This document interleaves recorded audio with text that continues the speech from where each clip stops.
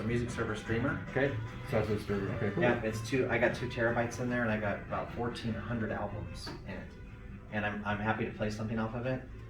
I run their grounding boxes. They're yeah, I've got GC. 3 of them here. Yeah, I see that GC ones. Yeah, Cool. they work. I especially noticed it on my turntable, like when I hooked it to the phono stage, it really makes things quieter. I don't know, it's hard to explain what they do, but they work.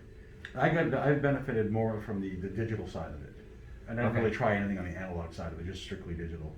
Yeah, that's probably And they work well. Yeah, they do, right? They work well.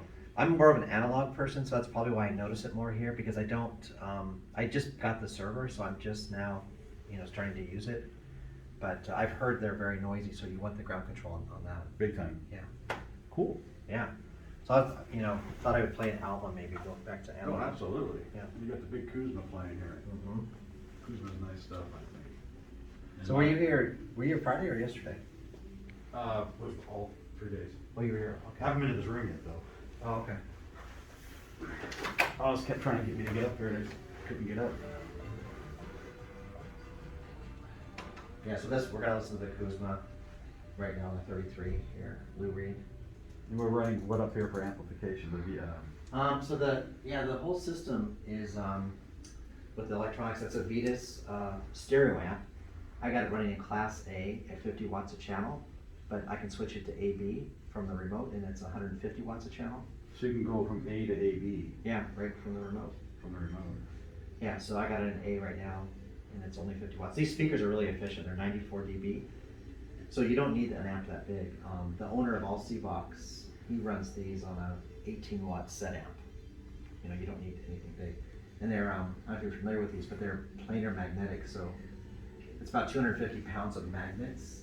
Around the black area is the magnet. And then you've got the woofer panel, the mid-range, and then the tweeter.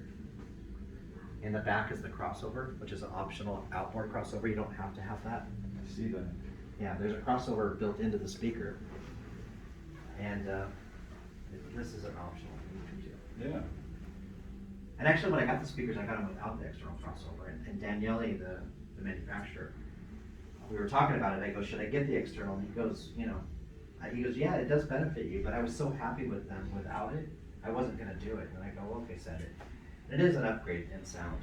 Oh my God, I would totally believe that to be the case. Yeah. Well, because they're so thin, there's not a lot of room to put a crossover. Right. Components. So that's Cool. that. Then the rest of it is all Vitus, line stage, phono stage. Every time at the shows before, in every room that had Vitus in it always sounded good. It just seemed to be that way. Yeah. And you're pairing up a lot with like Wilson's and stuff, and That's a good match. Vitus always sounded really, really good. Yeah. So now Oz is a distributor for Vitus and for Thrax. Yeah. I don't see Purist that much anymore. Purist Audio's on the Dominus.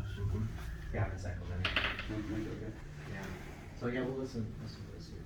And that's the Kuzma 14. 14 on XLDC. I mean, the Vitus stuff is a very organic sound. I mean, some people say it almost sounds like tubes, The last sunset we'll ever see.